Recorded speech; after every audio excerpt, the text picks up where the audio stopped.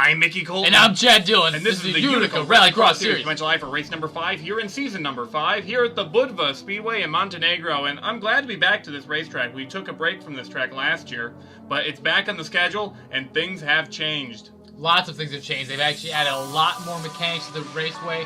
Pretty much a new spiral thing that they have here in the middle they've been section. calling it the Cyclone, and I'm actually quite excited to see how these drivers are going to tackle that. Plus, there's an interesting roof jump. If that makes sense to the viewers out there, you'll see what I mean when they get to it. Well, what's great about this is, though, this was taken off the circuit because it was just too boring. It was very simple. Very short. Yeah, not a lot of people liked it. But I think what they've added this year is going to make this one of the top races. It's going to be very competitive. I'm hoping to see some very close times. Yeah, it should be an interesting event. And, some of these drivers are going to be returning to the track. Some of these drivers from Season 1 are going to have a lot of experience here. But then a lot of our rookies are going to be absolutely blindsided by this place. And let's take a look at the starting order now. Who stands out to you on this grid? I mean, it's a tough call. This is a new racetrack. None of these players have been on this renovated, whatever, I can't even talk today, track. So it's going to be an open ball game. But I think it's going to be William Brock, our rookie, starting out, just like in Yuma. Oh, really? William Brock, he is quite impressive, but he's got a long ways to go. Here's the second half of the grid. I want to point out Stephen Carter is interesting because he did well here in Season 3, but he does start a little bit earlier in the grid. Watch out for drivers like Seth Cole, Robert Piat, Chris Arroyo, Tyler Benoit, all near the back, all strong veterans that have had experience at this track before, and Seth Cole's done good here before as well. Oh, yeah, it's going to be a great race. First up on track is William Brock, like I said, the rookie. Hopefully he comes out strong like he did in Yuma. He's a very good driver for a rookie. I'm hoping to see more from him. Yeah, William Brock has impressed me greatly this year. He's had a lot of good runs. Here is the Cyclone, and look at this. This is a long 360 circle, and it looks like Brock got off a little bit at the end. Yeah, but he was able to snap back in. He didn't hit the wall. It didn't really cost him too much time. Now here's the dirt section here, hitting this big jump. Hopefully, if a lot of drivers can get enough speed to really level themselves off. Yeah, before you would just turn down there, but here they're going to go up this ramp and onto the roof of the building, which this is quite interesting, to say the least. Here we go, and oh no! Oh no! Oh man! Oh man, it looks like the roof jump has knocked his Brock off, and he's going to go out of the race early today, so a tough go for the rookie. Speaking of rookies, here's Alexander Rowe in the number 9 machine, your Yuma winner. Oh, hits the open wall. Now, if this was the last Budva, he wouldn't have made the opening jump, and he probably would have DNF'd. Yeah, they made a big change to a lot of drivers are having trouble with the long jump at the last iteration of the Budva course, but that is now mostly gone. Well, they used to have the opening pylons in the front section, which really caused you to have to bob and weave in the beginning. Yeah, so they made a lot of changes to make this a little bit more driver-friendly. Oh, hits the side guardrail there on the left, but he's able to stay afloat and see if he can finish off this race. Not too friendly for Rowe, but if he can just survive that roof jump, he can beat William Brock and get himself a bonus point. He's been kind of dropping through the standings lately. Ooh, it's going to be close, but he's able to somehow be able to keep the car on its wheels. This is a messy run for Rowe. But yes, the final finish there right at the end. Now next up is the Black Mamba, Matt Evans, hoping to really finally get some good run out of this season. Yeah, Matt Evans has not had the best year and almost got seriously injured last week in Mayendel. They made a press release last week, and that actually the thing that saved him was a failure in the tub of the car. So a lot of the EEI guys are looking at it and seeing if they can make any safety adjustments for all the other teams. Yeah. They do supply the chassis for all the teams in this sport. I mean, we're glad that Matt Evans was able to come out of there alive and well, and we're glad he's here to racing today. You can't keep the Black Mamba down, and then speaking of, he's going to fall off the track there. But almost flips over like William Brock. It's a little bit quicker than what Alexander Rowe ran. Let's see what he can do.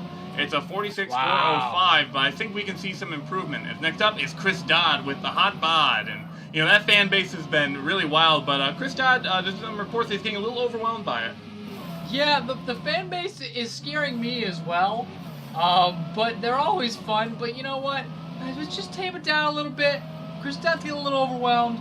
I know Ogo, caved under pressure when he got the fan base, so hopefully all is well. See, the crux of the problem is that Chris Dodd is really great and everyone likes him. He is great. And it's a problem that's fallen many drivers in the past. No, he deserves the recognition. I mean, yes, there's one t-shirt contest at the wall. Oh, no! And Chris Dodd. A lot of fans are going to be upset in the crowd today as Chris Dodd going to flip over. And a lot of people forget he actually never ran this track before because it was off the schedule last year. Yeah. So, unfortunately, Chris Dodd, not a good welcome to Budva, as Mark Holbert's on track next. He runs it wide on the opening corner, but he will make that jump. Now, Mark Holbert's going to be someone to look out for because he's really good at these short tracks from Arena Cross, his experience there. So, hopefully that short track racing for, you know, a really fast-paced environment can follow through into this race event. Yeah, Holbert's an exceptional race car driver, but he's having a bit of a sophomore slump. Not really the best year for Mark Holbert, but he's got to give him good speed here. I think he might be able to do something with this if he can just make this roof jump. That's the roof jump. That's the make or break section here, because everyone else is pretty mastered. Oh, no! A little wide, but he keeps it going. Man, everyone's having a tough time with that jump. Yeah, we'll have to see if anyone can figure that out. That's quite difficult. Mark Holbert second overall. Matt Evans still top of the board. As Aiden DeGabriel is in the 16. He's actually a bit of the hometown hero. Not quite though. I mean, he's from the island of Malta, but this is the closest we get to that location on the schedule. So some of his fans from the island are here today in Montenegro. We're located on the Mediterranean Sea. Mm-hmm. So, you know, beautiful weather out there today. Oh yeah, definitely. Me and Richard Johnston really enjoyed it. Now, DeGabriel has struggled greatly this year, and I don't want to know where you guys went. Oh no, it's a really nice trip. Nothing crazy. Okay. Yeah, just a couple strippers and.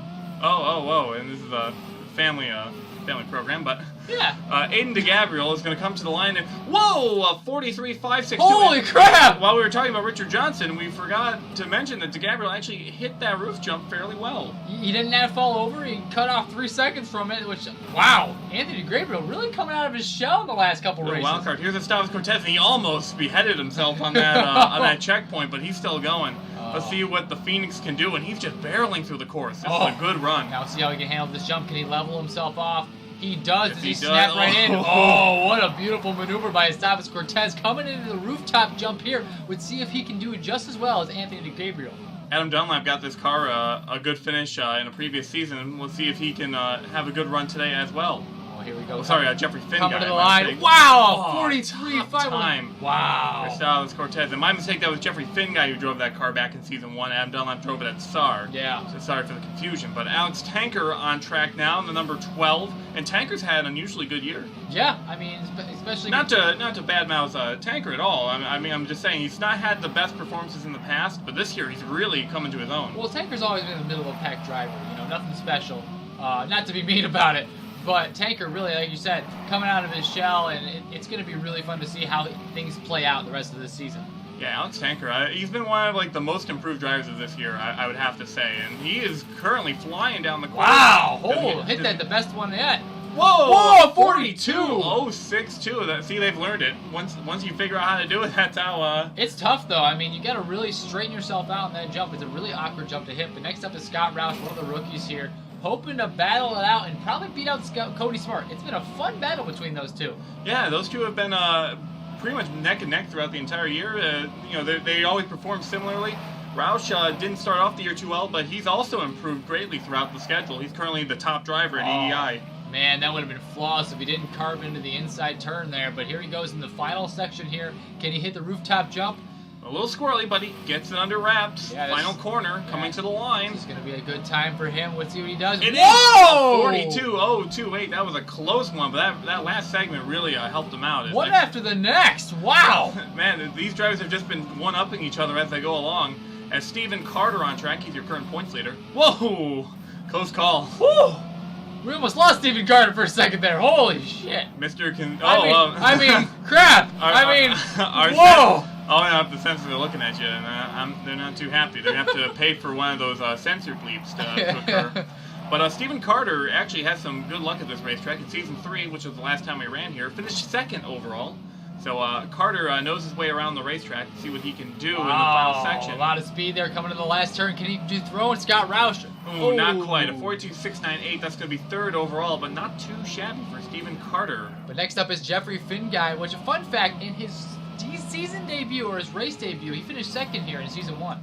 Yeah, in second place. He was running one-off entry for the RGE Motorsports team. That team, actually, I think it was Chaos Racing at the time. That team changes its name every year. Yeah. So. And it's where he got his name to replace the ender, but now he's that guy, Jeffery Finguy. That guy is going to do that. But he's able to get back on all four wheels. Can he finish this race event? That recovery.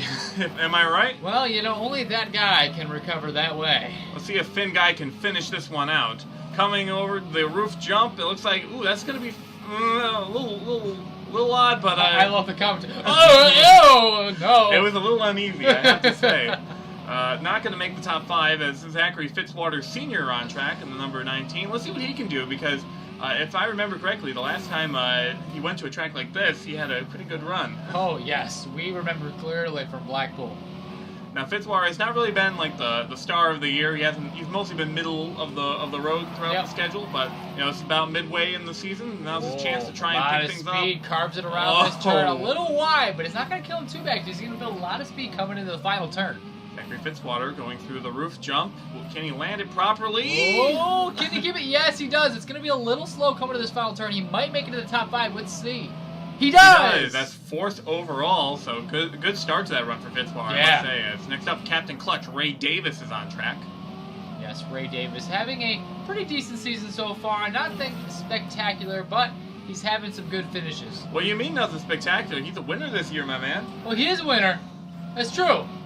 Yeah, but if you do remember, he actually is a little bit midway in the point standings. He has that win, but he's not connected all the finishes together. And Captain Clutch is going ham on the course. Look at that. He's hungry. Yeah, he was able to land with his 2 front tires, which boosted him pretty much through that dirt section. But can he hit this jump? He's troubled a lot of drivers. Very smooth, very straight on. Captain Clutch might be able to dethrone Scott Roush. What can he do? Oh, he does! 41.638. That is insane. And Ray Davis, he's trying to get that 4th victory to tie Benoit and Evans. Next up is Dumax. It's Eugene Dumax in car number 8. Let's see if he can improve on what his teammate put down, which was a flip. Yes. Hopefully we don't get a double flip. And look at that, very smooth through that section of the course. Yeah, really, really nice job. Now the tough part here, this dirt section, can he master it? Whoa! Almost comes up, but he's able to go and snap back in. If we gave out style points, I think he'd earn a lot of them there. That was quite the wheelie going into that section of the course. Oh yeah, but Dumax snaps back in here for the final turn. A lot of speed, hits his turn. It actually might be a good finish. Can he get the top 5? Can he do? Yes, he does. 4th place overall, even with that wheelie. So just imagine if he was able to make that section of the course without getting airborne. Oh yeah. Next up, it's Sean Angel, the Canadian race car driver. Got a win earlier this year at Elkhorn Pike. He's having a decent year. He could be a championship hopeful as we go throughout the season. Yeah, I mean, bringing back the luck from Season 1 for this car, I mean, really doing a great job. Sean Angel really coming out of his shell and really showing us that last season was just a fluke. Yeah, you know what? When we think the S3 Motorsports team, we all thought that Mark Holbert was going to be the one that's knocking down the wins this year, but it looks like Sean Angel's kind of taking that mantle. It's that turn really tight. Can he get the top time? He does! 41.526. That is a fast lap. That's going to be hard to beat. One of the drivers trying to beat it is Cody Smart in number 20, who's coming off a last place finish last week in Mayendel. Yeah, pretty much went polar opposite of what he did the week before. Well, whoa, really coming fast to the cyclone section. Can he do it? Oh no, a little too wide in that section of the course. Not going to kill him too bad, though. He got a lot of momentum off the wall, so hopefully he can hit this dirt section here. Oh, a little slow. Oh, almost capsized. Did that almost with a repeat of last week, and that's not going to be a good time for Cody Smart. So I think Roush is going to chalk one up this round. Especially with such a tightly contested race. Look at the top 5, pretty much all within 1 second of each other. And Matt Evans, I heard him in an interview. He was actually kind of trash-talking the Benoit operation. But a 44.655, not going to be a good time. But Speaking of, right in a row. Yeah, next up is his teammate, Todd Benoit, the Dirt Devil. There is a dirt section here, but not that much. Yeah, Todd Benoit, not really a huge repertoire here at this track. This is not one of his best racetracks, so he's going to have to try and see if he can work out a good finish here. He's relying on his experience for this one. I mean, so far at the cyclone section pretty well. Now hopefully he can master the dirt section like he normally does. And he does. He snaps right around that corner, right in the middle. Perfect job from Todd Benoit. Now the tough part here is trying to master this final jump here. Let's see if he can do it. It's all about keeping nice and even, and it's going to be slows him down a bit. I'm not sure if that's going to take the top time, but we'll see. Coming to the line, 5th place overall. That was a good run. If only he hit that final section well. Oh, if he didn't hit the final turn either, that probably would have been a top 3 time. Yeah, most definitely. Next up is Chris Aurelio in number 2, and Chris Aurelio, not the best history at this racetrack. He's struggled here historically. Did pretty poorly last time he came here in Season 3 with one of the bottom finishers, but Chris Aurelio having a decent year, but starting to free fall a little bit in the point standing. He's got to make sure he has a good run. Yeah, it's going to be tough. I mean, Todd Benoit right now is really... Steve Carter and Todd Benoit are doing really well in the front, and it's going to be hard to beat those two out. Chris Aurelio coming through these final sections of the course. So a little bit of contact there. He's a little off course. Oh, and that's going to flip over on its lid. And Chris Aurelio upside down. And, yep, Budva does not treat Chris Aurelio too kindly. The tides have turned for this man's season. Oh. Yeah, it looks like that's going to be a DNF for the number 2. Unfortunately, it looks like they're looking at it. It's very close. I think he just barely edged out Chris Dodd, though, so it won't be last place for him. Yeah. Next up is the Flying Dutchman, Robert Piet, hoping to have a good time, hoping to break out of that 12th place slump. Yeah, Robert Piet started in the top 3 for almost every race this year, except this one. He starts near the tail end this time around, so we'll see what he can do. A little slow hitting that wall there. It's going to really kill him on the dirt section here. He's not going to have enough momentum, but he's able to level himself out. It's not going to kill him too bad.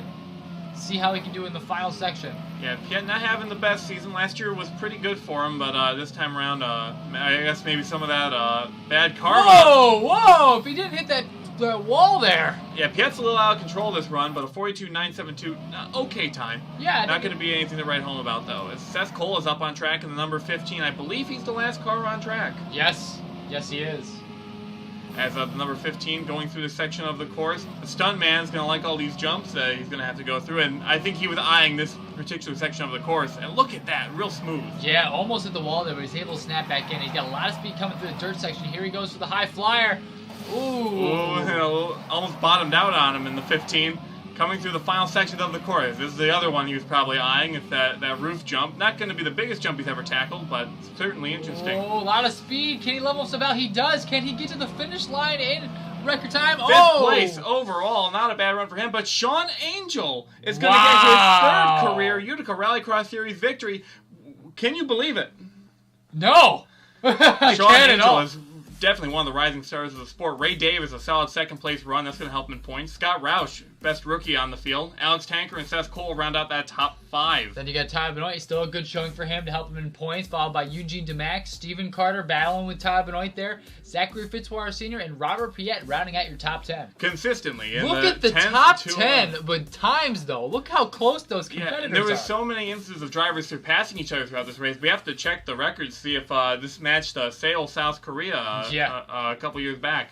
11th was Gustavus Cortez, despite a good opening section, did not get the run in the end. Aiden DeGabriel, despite his efforts, 12th on the board. Still his best finish of his career, though. Yeah. Cody Smart, Matt Evans, Mark Holbert are your top 15, so it's still not a good run for Evans or Holbert. They're trying to improve things this year. And the ones that didn't have really good showings today, Jeffrey Finguy, Alexander Rowe, and our DNFs, William Brock, Chris Aurelio, and Chris Dodd. That's going to kill the 2 Chris's down there. Like, both of them are really drivers that we thought could be championship contenders this year. This could really hurt them. Apparently everybody hates Chris. Oh, no. Oh, no. Well, let's take a look at the point standings and forget about that last line. Stephen Carter is still top of the board. He's got 3 points advantage over Tyler Benoit. Sean Angel, 2 wins, gets him up to 69 points. Wow. He's 3rd overall. Ray Davis is up there, and Alex Tanker hanging in the top 5. Yeah, and then we got our first rookie up there, Scott Roush, doing really good this season, followed by Zachary Fitzwater Sr., Chris Aurelio, Gustavus Cortez, is Chris Dodd in the top, pretty much barely in the top 10. Yeah, Dodd was, I think, 3rd coming into this event in points, and now all the way back to 10th. He's got to pick things up soon. Seth Cole works his way up to 11th. He's knocking on the door of the top 10. William Brock drops a bit. Robert Piet, 13th, followed by Alexander Rowe, who is all the way down to 14th in points. Eugene DeMax, 15th. Then you got Mark Holbert. Cody Smart not having a good run for his first season. Jeffrey Finguy and Matt Evans almost in last place, followed by Aiden DeGabriel. Yeah, not a good season for those two, and hopefully they can pick things up as we go into the second half of the tour. Next week, we're going to the SAR Speedway in Chad, and I know you always like going there, Chad. They kicked me out, man. You remember that? Yeah, they kicked me out. I don't know what I did, but Richard Johnson and I are on better terms now. It's going to be a really fun time. Everyone should meet us over at the pub up in Chad. It's called Chad Pub. I opened it up a couple years ago after they let me back in, and it's going to be a good time. Yeah, I know you have a vacation home over there, and you do a lot over there in Chad. Oh, I do a lot of charity work, trying to get my, your image back up over there. So it's going to be a fun time. Yep, so another track, second one on the road that we're going to be returning to for Season 5. So it should be a lot of fun. I hope we'll see you all there, and we will see you next week.